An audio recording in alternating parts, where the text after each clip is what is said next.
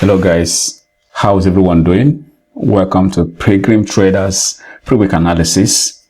My name is Sunday. How was your week? I hope you had a safe trading. Possibly you traded other pairs or you tried to get a trade from here. Remember, our plan for Canadian dollar, Japanese yen was for a pullback to come below here for us to buy. So based on this pair, there was no trigger for entry based on our analysis. What we are doing here is to make sure that we can enter safely, where we can have good risk to reward. We are not just forcing trade, because one thing is to force a trade. When you force a trade, you may be lucky to win. In this instance, on the long run, you are reinforcing a bad habit. If you continue to reinforce a bad habit, the implication is that when losses come, it will be difficult for you to control. When you take a trade that is outside your plan, you're just reinforcing a bad habit. That is very dangerous for trading. We will always maintain our plan. Once you are consistent with your plan, there is high chances that you're going to have a consistent result. The probability of you surviving in trading is very high. So have a consistent behavior. Do it, repeat it all over and all over again. If a trade does not go according to your plan, if it doesn't do what you expect it to do, leave it to go. That trade is not for you. You wait for another. So we continue our Canadian dollar, Japanese yen analysis.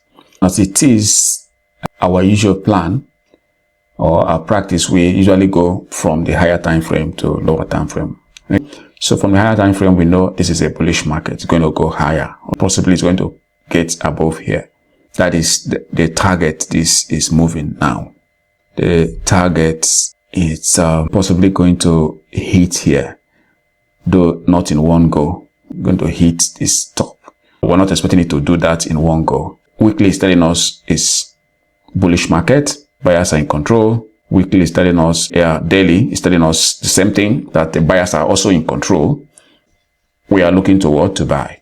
The 4-hour is also telling us it's a bullish market. So what are we supposed to do? We'll still wait for this to pull back to this area. Remember last time we said when it pulled back, when this, in the middle of our midweek analysis, we said if this area comes down to here, that is where we're going to buy.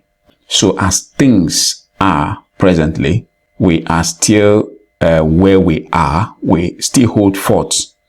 We are waiting for the trade to come down to us. We're not going to force anything. We're not going to force anything.